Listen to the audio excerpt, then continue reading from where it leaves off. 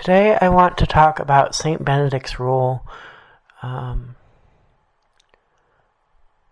St. Benedict's rule is not only a case of early philosophical theology, but because of its position in history and how it was enforced and disseminated through the near total authority of the Church historically, it became more than just one man's writings.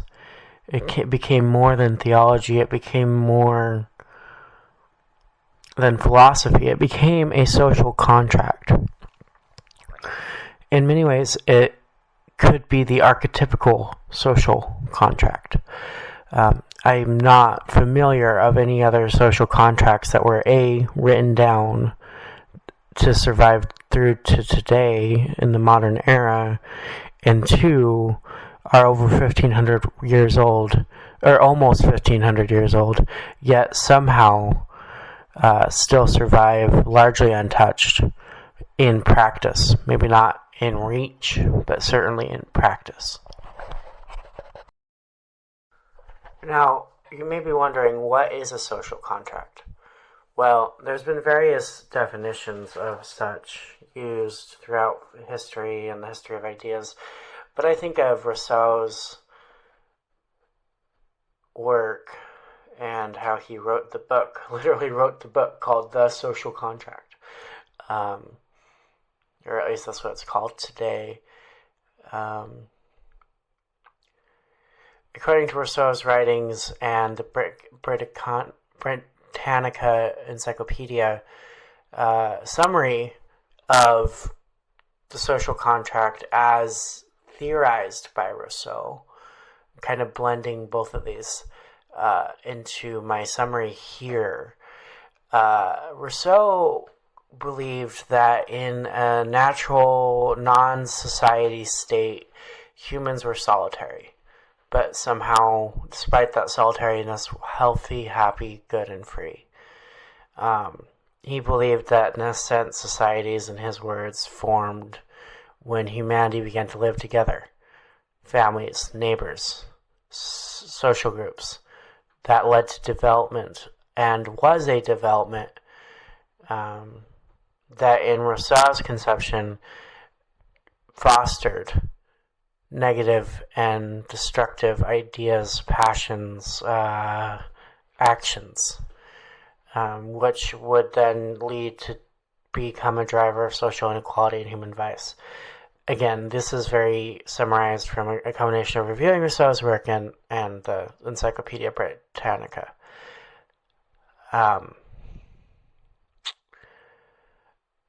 Really, though, I think of a social contract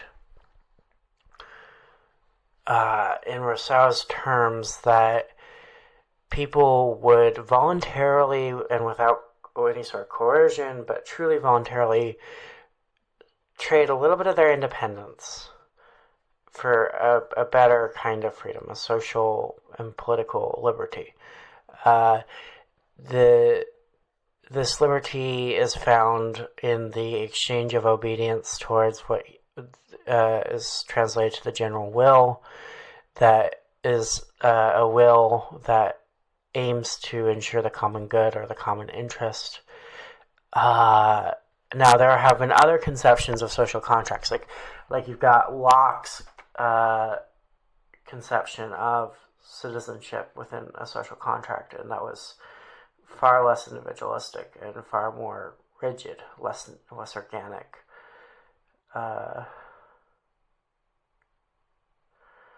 But going back to Rousseau, the state is a moral person whose life is the union of its members, whose laws are or should be acts of the general will, and whose end is the liberty and equality of its citizens.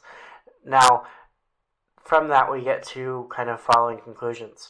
One, this is theoretical. No state has ever fully pulled this off. And two, if that is the nature of a state, or the ideal nature of a state, then any government that usurps the power of the people breaks the social contract. and therefore once the social contract is broken, citizens are no longer compelled to, in theory, obey to the social contract. But really, as we'll get into in the next slides, a social contract isn't in reality this theoretical kind of ideal state. It's much different.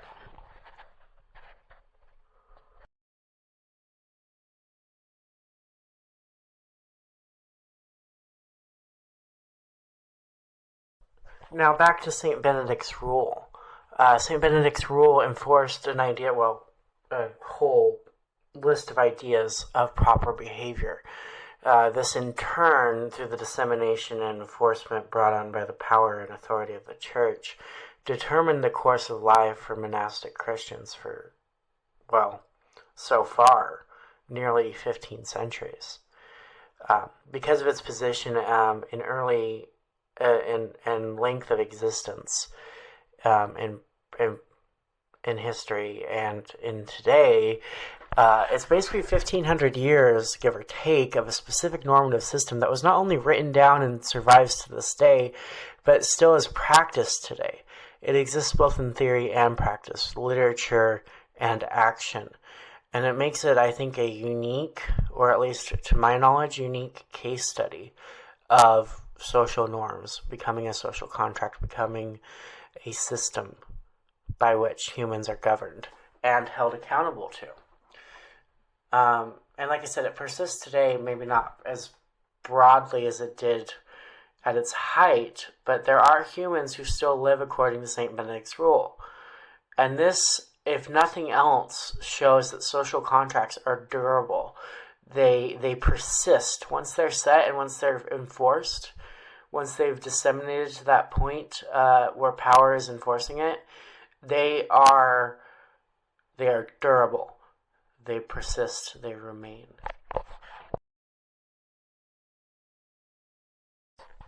Now, our modern world, if it's marked by anything, is marked by crisis. It's what I and some others have called a polycrisis. Ecological collapse, anthropogenic climate change causing that, biodiversity crisis. The world is changing and not in ways conducive to human existence, but not just ecologically. You've got societies, the foundations of societies breaking down. I would say the USA, from experience and some literature review into other projects, due to the two opposing civil religions in the USA, the pretense of a social contract in the United States is if it's not already dissolved, it's pretty damn close. The world's institutions are starting to crack due to various factors. A colleague of mine does work on how digitally mediated identities are contributing to the breakdown, and she looks specifically at nationalism, but I think from her ideas that she shared with me, digitally mediated ideas, the advent of the internet has made traditional means of identity formation obsolete, you've got all these crises of identity, crises of society, crises of the planet, crisis of life. It's a polycrisis. And politicians and people in power are attempting to compensate by largely embracing authoritarianism. But in all of this crisis and strife, the cracking of the world as is has the potential to birth a new social contract if we build it. In other words, it is possible a better, liberatory social order will arise from the polycrisis. However, if current events and recent history are any teacher, it is likely that something far worse will continue to replace the vanishing status quo. So to influence this outcome and certainly to change it, we must understand the durability of social contracts and how they are set into place. And that is where St. Benedict's rule gets really, really interesting. I think a deep dive into this literature that became a part of theology that became part of power, that became a normative system of enforcement and a way of being that is effectively a social contract binding humanity. Maybe not all of humanity, but an amount of humanity. Is a really interesting case study, especially because it still survives today, nearly 1,500 years after the literature that it started as was penned.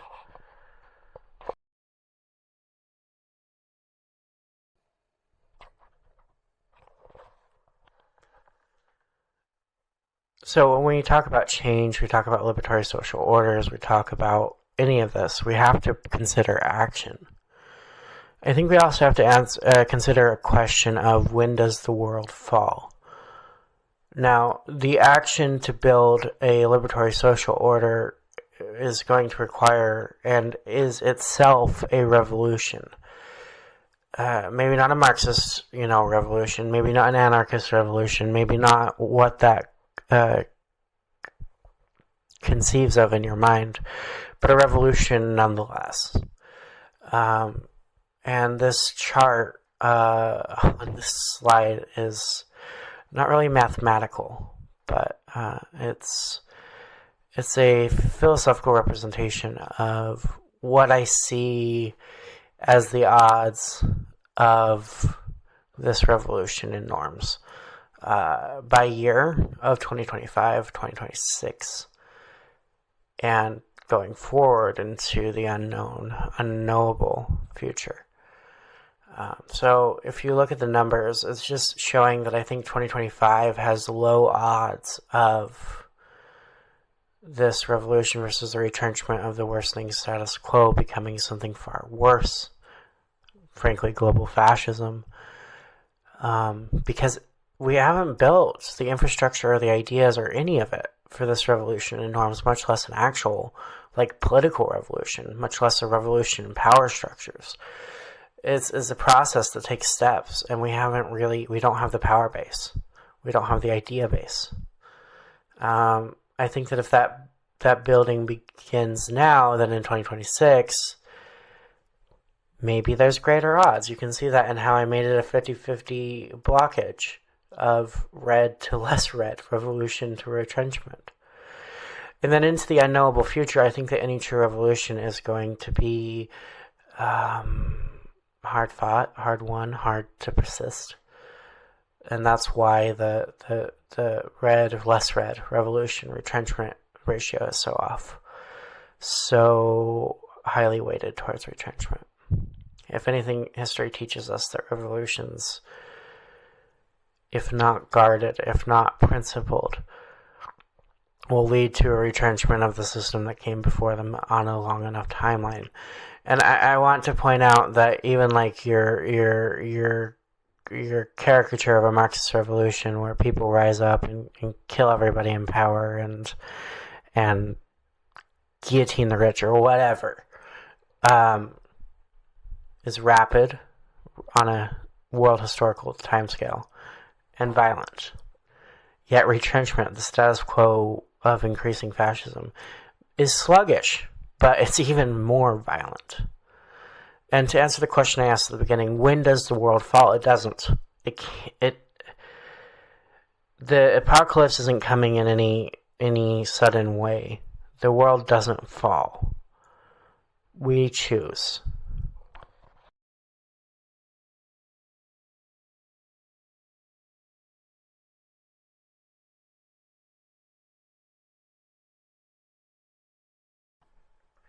In conclusion, the three elements of this presentation are St. Benedict's rule, the polycrisis, and the action that is necessary, and how they all influence one another. St. Benedict plus power plus authority. Basically, the rule of St. Benedict shows us that social contracts aren't what were so much later theorized. Instead, they set ideas of properness and exclusivity, and they do this specifically to run society. The crisis we're in, the social contracts that led us here, it all leads to something yet to be written. These threats, these crises, these shocks show us that we're in a polycrisis and that we must act or fall.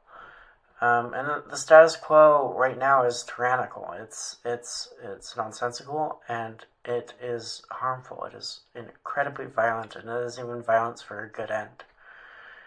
I believe that if we don't learn from revolutionary mistakes and power successes, we won't break this cycle, and the world will continue to dwindle.